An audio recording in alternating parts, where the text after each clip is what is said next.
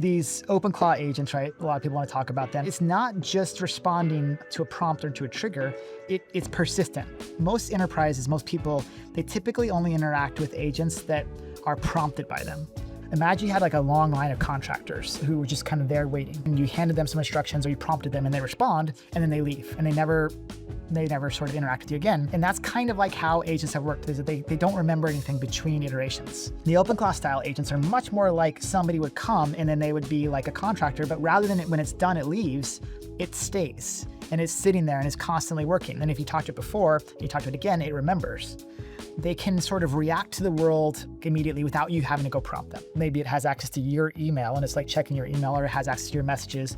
You basically can have it be like acting like this independent entity that can do stuff for you. If you do that, then basically the agents can do anything that you could do with that account.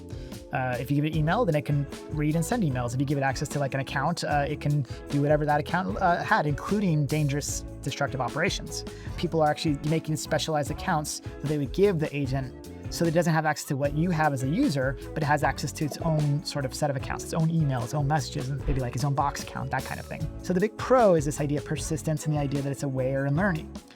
The big challenge is that same exact thing, because it has this severe data security concerns. Usually you get a ton of value working on the most valuable data, but oftentimes that is also some of the most secure, some of the most controlled data that you're not necessarily comfortable sharing too openly. Nobody should ever use memory or use persistent agents unless they're very clear that it's not going to cause a data leakage problem like we're describing. If you're going to deploy something that has this persistence, then you need to be extremely aware of the data that it's operating on for the specific reason it is going to have a hard time of keeping its secrets. It's not at all clear that any enterprise would want to deploy something that had this kind of persistence until they were very sure it would not have those downsides.